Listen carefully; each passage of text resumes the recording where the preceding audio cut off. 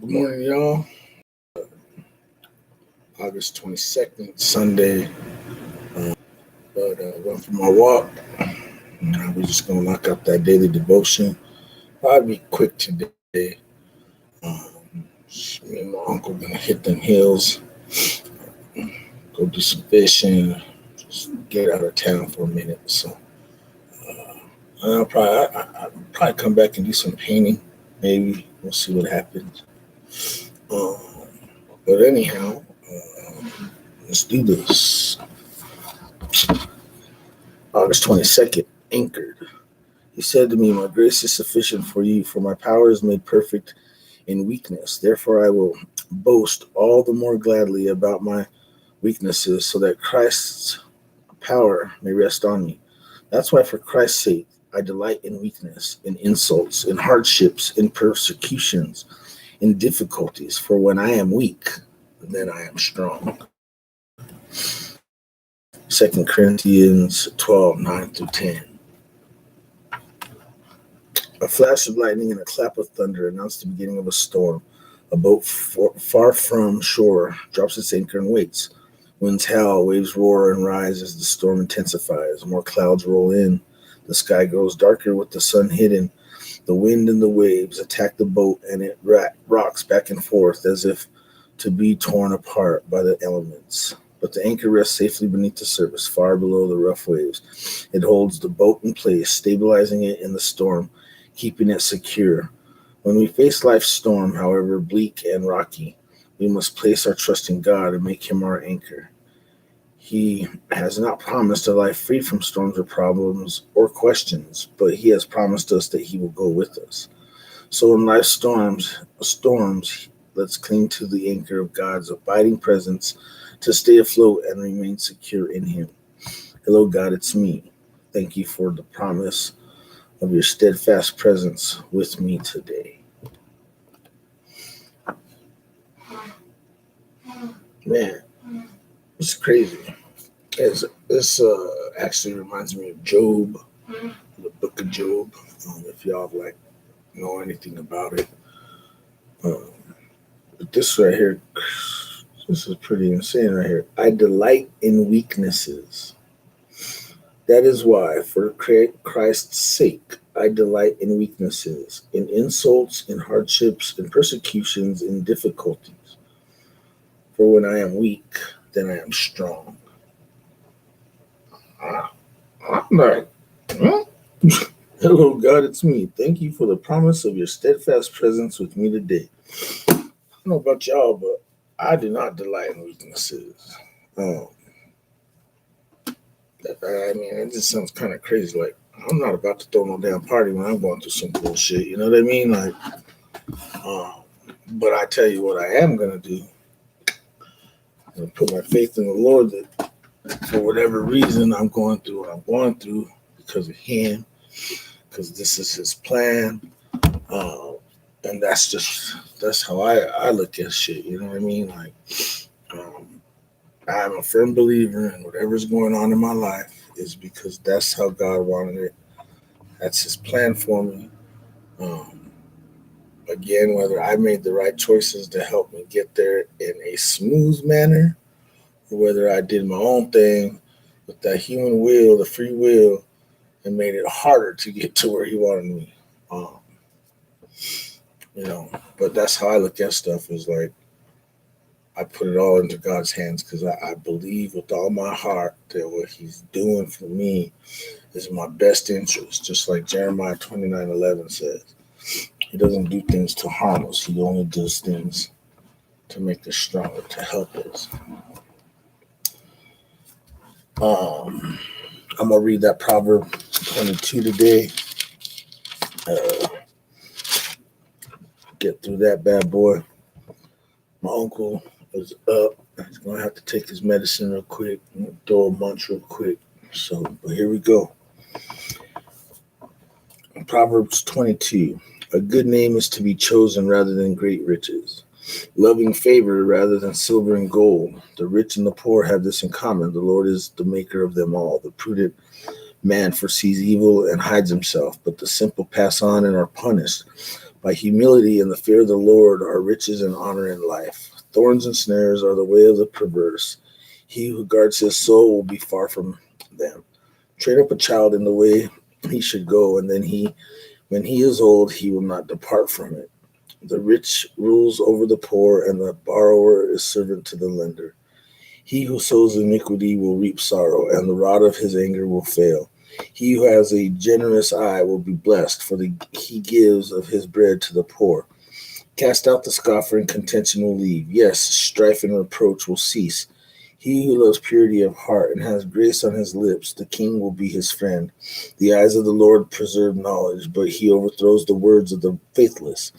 The lazy man says, "There's a lion outside, I shall be slain in the streets." The mouth of an immoral woman is a deep pit. He who is abhorred by the Lord will fall there. Foolishness is bound up in the heart of a child. The rod of correction will drive it far from him.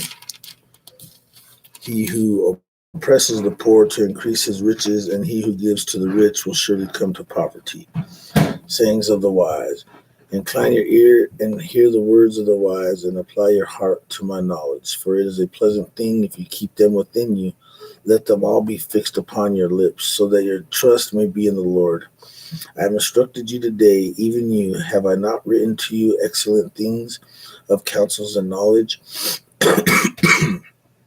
that I may make you know the certainty of the words of truth, that you may answer words of truth to those who send to you? Do not rob the poor because he is poor, nor oppress the afflicted at the gate.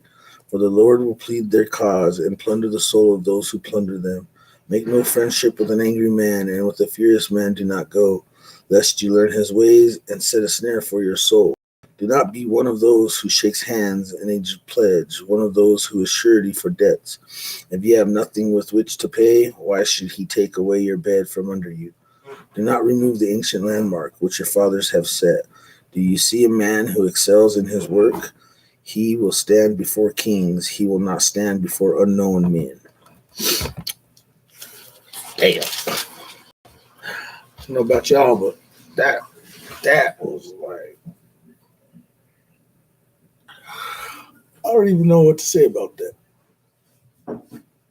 Other than, excuse me. That's pretty intense, man. If you really like look at that stuff and see what's up, you know. I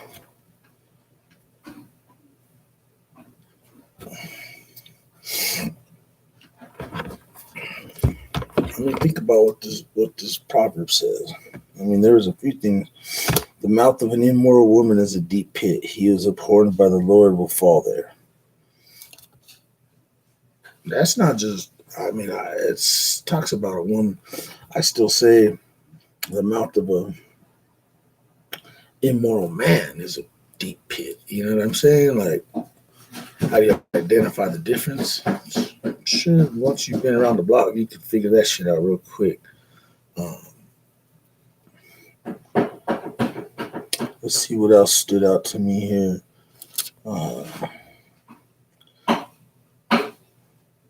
Foolishness is bound up in the heart of a child. The rod of correction will drive it far from him. You know, one of the biggest things that I see wrong with today's society is that you can't even reprimand your children, because automatically some knucklehead be like trying to get in your business and shit. Next thing you know is you're getting charged with freaking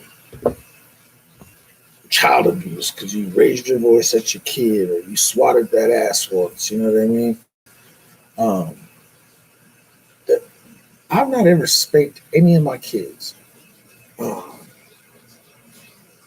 I didn't have to. Like, they knew what was up. Here's the rules. Here's the consequence. All I had to do was give them the look like, what?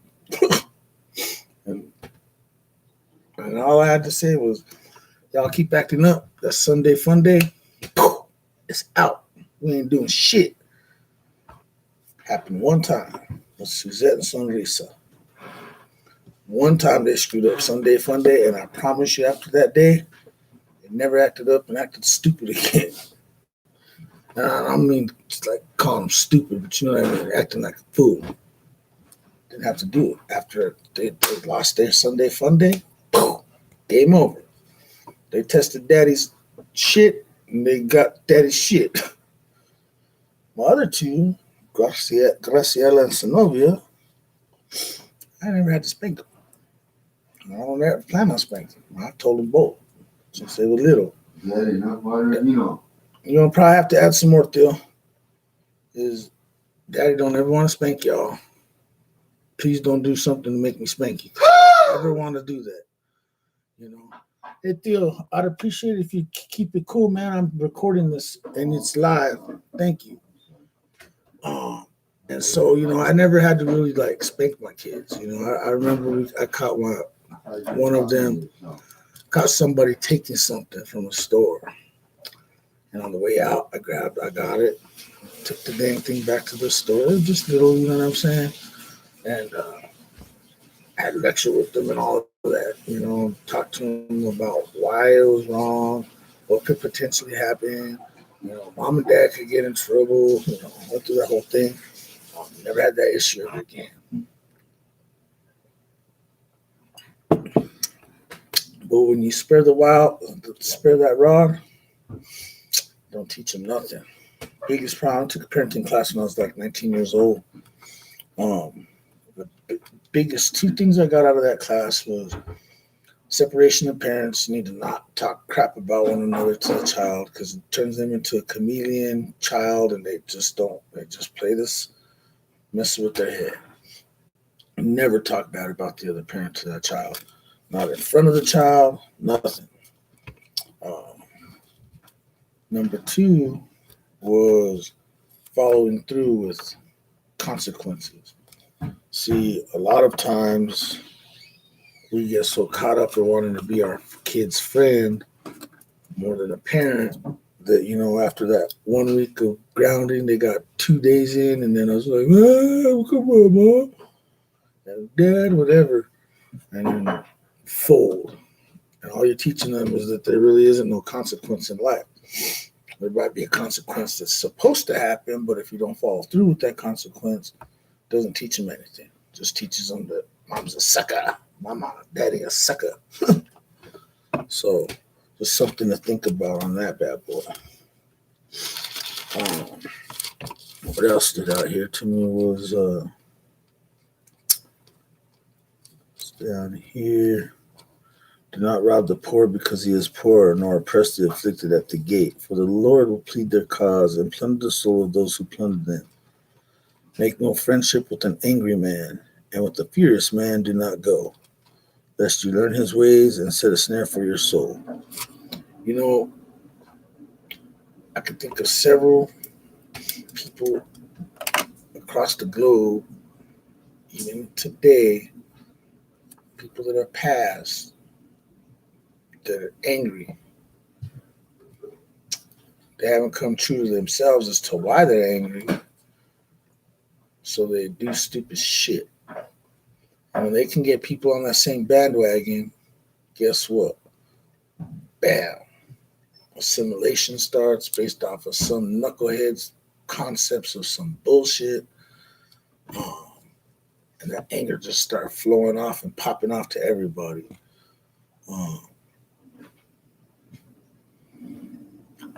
Our last president, angry motherfucker. Angry. Bigot, angry, arrogant, narcissistic, egocentric sociopath. That's what anger does to a mother. Pissed off. That apprentice got to his freaking head. You know what? Your ass got fired. American people wasn't going to put up with that shit another 4 years. And we sure as fuck ain't going to do that shit in 2024 either. I can promise you that.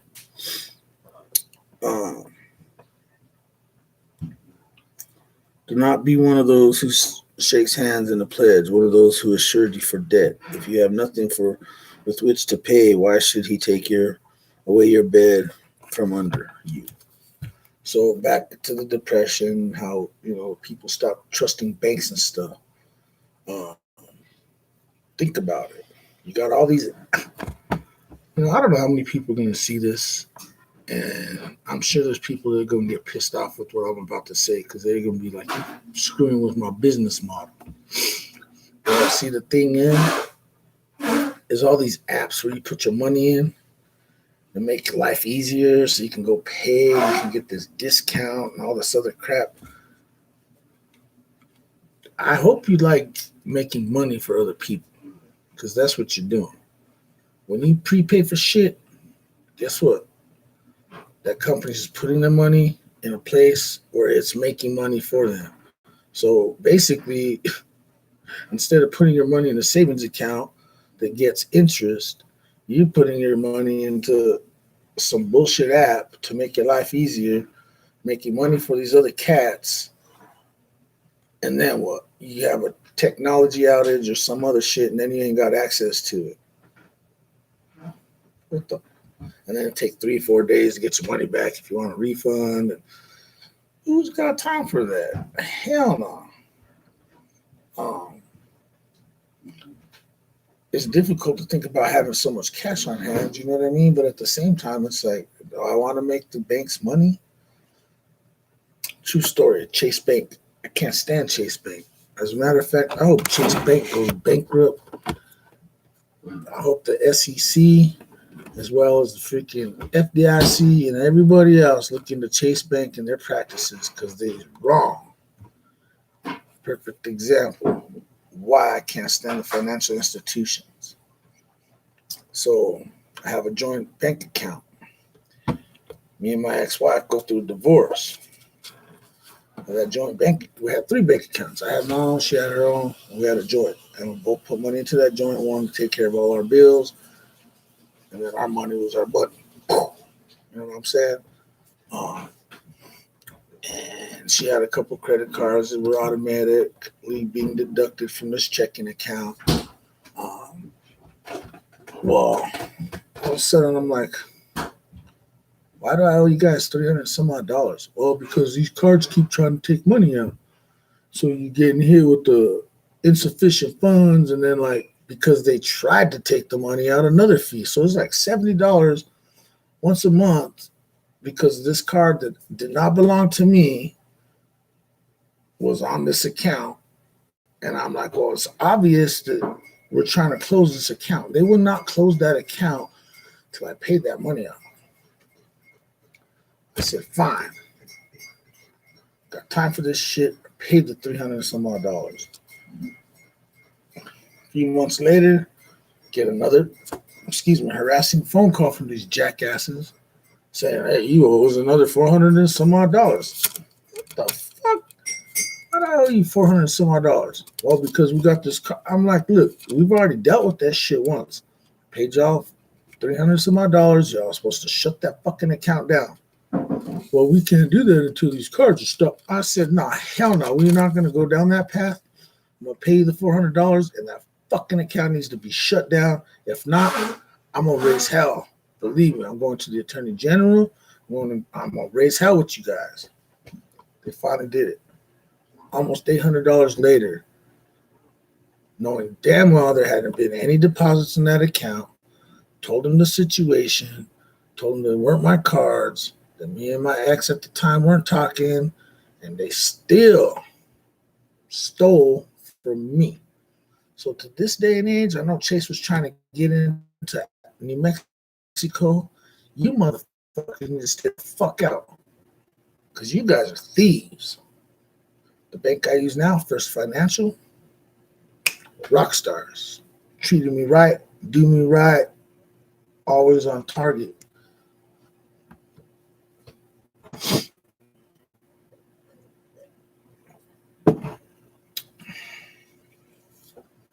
The Chase Bank,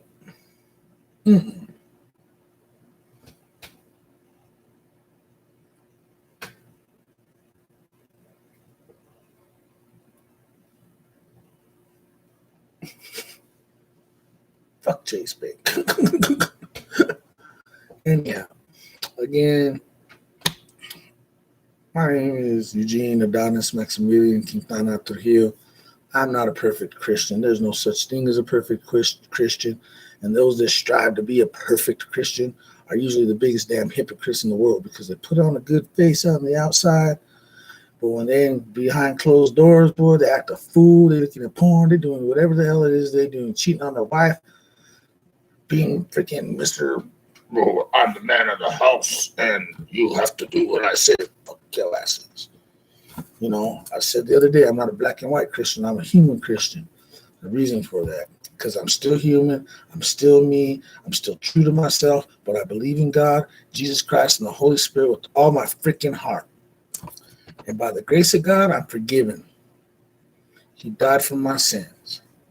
So, those of you that sit up there, hear me cuss over here on this little daily devotion that I do, and be like, oh, how can he be a Christian? How can he preach the word of God and all of that hoorah, and he cussing up a storm and blah, blah, blah, and has these little attitudes. Well, guess what? You're the kind of Christian that needs to look in the fucking mirror and look at them three fingers pointing back at your stupid ass. Because I know some of you Christians, black and white, but you sit in the gray area, but you're preaching black and white. I show you who I am for real. What you see right here is what you get out there. Believe me, there is no difference between what you're going to get out there and what you're going to get inside of here. Right here. And it's because out there, I'm the same cat that I am right here. Say it how it is. Tell it how it is. I ain't trying to sugarcoat shit. Some people need that sugarcoating just to I don't know what the hell that is. I'm a very succinct communicator. I tell you, pow! People cannot handle that shit. I promise you they can't. They just can't. They start tripping. They get angry, start talking shit. You know, you put someone on the spot, they start flipping out. They're like, it's like, wait a second, time out. You can't handle the truth. That's like that meme that I saw on Facebook recently. It's like I be posting stuff, and it might not have nothing to do with you. But if you think it does, and that shoe fits, wear it, Cinderella. I thought that was funny as fuck. That shit's funny. Like, because, people be doing that shit. You say something up there and it strike a chord with them. They'll run with that like it's nobody's business. And you're just like, what? You retarded. Had nothing to do with you, but thank you for giving me that power. When people have the power to make somebody start evaluating or thinking their own shit, that's powerful, man. And if you give somebody that much power, whoa, you done lost yourself. You better figure that shit out quick. Took me a long time to figure that shit out. I don't give people the power to get me upset and fired up. Had to deal with something yesterday. Apparently my tone was a little off. Didn't realize it was. Maybe it was. Maybe it's just a natural thing because of the situation I was dealing with for the second weekend in a row. And the person doesn't realize that attitude, the whole reason why I've not really been engaged with this particular individual, because of things that happened, things that were said. Was I in the wrong in some of it? Yeah. Said you're fucking stubborn, whatever. It's the damn truth. But see, they can't handle that shit because they don't do no wrong. They're perfect, except for when it comes to owning their own shit in a positive way or in a productive way. I made a comment last night. Didn't realize my tone was what it was, but it was I was frustrated and maybe my tone was a little off. I don't really know. I couldn't tell you one way or the other. But what I can tell you is that what I got back, I just was like, okay, good night, click. That's all I said. Because I ain't trying to go down that path. I'm like, you know what?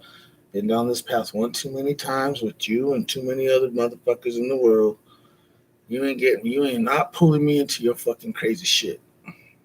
Ain't fucking happening. So then later on, I said, you know what? Why you gotta be so rude? So it's the text I sent. I get a phone call. I'm like, yeah, shit. Answer the phone. What do you mean why I gotta be so rude? I'm like, because I just was like, that's not what you said. You said this, blah, blah, blah. I was like, okay, well, I said that too, or whatever. I was like, it's the truth. Like, I was like, look, if my tone was off, sorry. I didn't mean it wasn't supposed to be off. You know what I mean? Like, I said, you know what? I ain't doing this shit with your ass. Goodbye. Click. Hung the fuck up. See what this person doesn't realize? I did that shit for 10 fucking years. Hell no, I'm not doing that shit with this person or with anybody the fuck else. You want to argue about some stupid shit and waste my time, waste your time? Ain't happening. I'm fucking out of here. And that's the kind of shit that's take me back steps. You know what I mean? It's not like, oh, it'll be all right tomorrow. No, it's not all right tomorrow. Because it's always about trying to point that finger back at me. Trying to be like, well, you know what? Oh, you know what else I said? I was like, oh, yeah. Well, she said, this person said, well, you came off with an attitude how I'm not going to just sit there and take so much shit. I'm going to give it right back to this person. I was like, oh, I forgot. You're that person that make two wrongs make it right, right?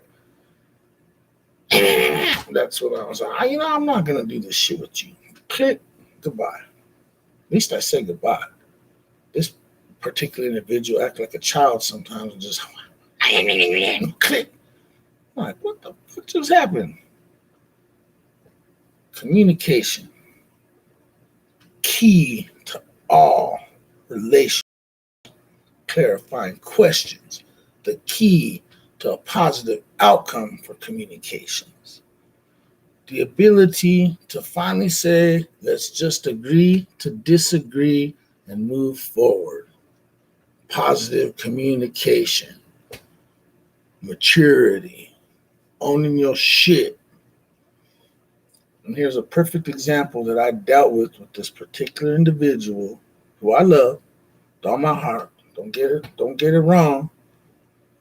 But I said one time, because we was having a disagreement, and I said, you know what? Let's just agree to disagree. You know what came out of that person's mouth next? No! What the fuck?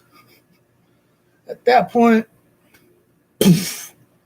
I'm like, this person just wants to motherfucking argue. It ain't about winning or losing a fucking argument. I'm like throwing the towel in, like, let's agree to disagree. That's all.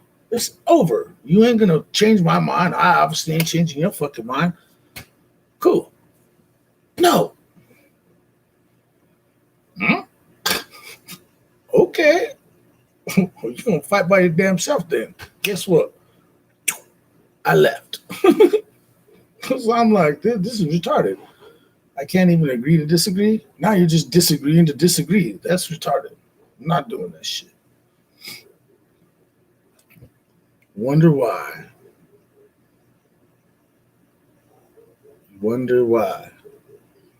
Yesterday is another example of exactly why.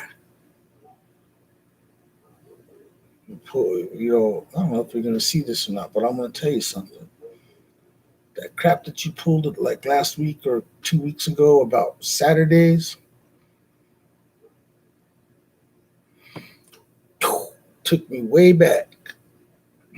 Took me 100 steps backward. Did not move me forward. Took my ass backward. That's right. Back. That's where it took me. Making a little bit of headway, and then yesterday happens. Back, back, back.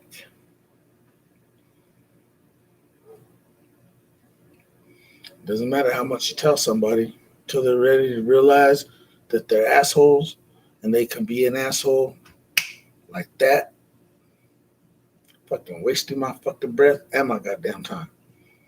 Oh, there I did it. I broke one of the 10 commandments. I used God's name in vain. I'm going to hell. You black and white Christian motherfuckers. No, I'm not going to hell. Going to heaven because of my love and my belief in the Lord and what that Bible says. And I can sit here with a big old smile and know that. And I'm not saying, hey, you know what? That gives me a license to sin and to go out there and do all kinds of stupid shit. No. My biggest problem is I cuss. I don't even call it cussing. You know what I call it? I say it adds emotion. It's a little, some adjectives in there, you know what I'm saying? It adds a little bit of emphasis on some things. But believe me, in the right environment, you won't hear a cuss word come out of my mouth. Why? Because I've had to wear multiple hats. I've had to deal with the CEOs, the CFOs, the CIOs, the CTOs, all these wigs up there that don't do a damn thing but look at them shit, be like, well, your team need to take care of that shit. I'm not going to go down that path. Because, yeah, I've been a manager several times, and my management style is definitely not that of any particular book or anything you're ever going to read. Why? Because I take into account my direct reports are human, just like me. Whatever's going on in their personal life is going to affect them at work, just like me. I put on that pretty face and all that, but it doesn't mean that in the back of someone's mind, they're still thinking of everything else that's going on outside of work, things that affect them. Anyhow, anchor yourself in the Lord. You're having a hard day, remember what God did for us. Put yourself in Jesus' spot when he's walking with that cross. I want to talk about not fair. I want to talk about a bad day. People you trust turn on you. You up there. And, you know, the Bible says that Jesus is up there and he actually enjoyed. I wouldn't say he enjoyed. He endured the pain with a sense of satisfaction, knowing that he was doing it to save humanity. Now think about that. This man's hanging on a cross, my brother, hanging on a cross, and he's taking satisfaction in that, knowing that he's saving humanity. That's pretty powerful, man. Think about all those people that put their lives on the line every single day to make sure you and I are safe. Think about it. Would you take the satisfaction of saving someone's life, knowing that you potentially are going to get killed?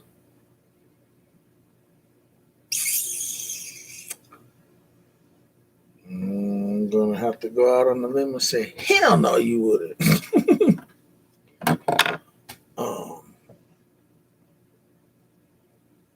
I personally can say that I would, and the only reason I can say that is because I've done that shit. On several occasions, I put myself in harm's way to protect the people behind me. You know, pull motherfuckers out of cars where ready to blow up, smelling like gas and smoke coming out the engine. You know, fire car on fire in the parking lot. I'm running the store. Where's the damn fire extinguisher? Car could have blown up at any minute. You know, satisfaction. I wouldn't call it satisfaction. I call it the love of every human life, every life in general. It's just a natural instinct. I don't know what else to say. It's a natural instinct. So today, I challenge y'all to use your natural instinct. Love somebody. Don't be trying to judge a person. If you do find yourself judging someone, why don't you stand in that mirror? Judge yourself. Judge yourself with the same criteria that you be judging this other cat, because the word says, whatever you judge by, you're going to get judged like tenfold by that. So think about that. You're sitting there wanting to judge somebody because the way they dressed or talk or walk or whatever the case is, instead of minding your own damn business and worrying about your shit that you're going to be judged on. You better think, because I promise you, that criteria that y'all throwing out there to base whether someone's freaking loyal to you or worthy of being your friend or getting a high from you or whatever the hell the case might be, your ass better think twice about what you're doing. Because I promise, when it's that judgment day, you're going to get judged tenfold. Tenfold. Just saying. Anyhow, hope y'all have a wonderful day. Be blessed. Much love, one love. Always spread love. Deuces.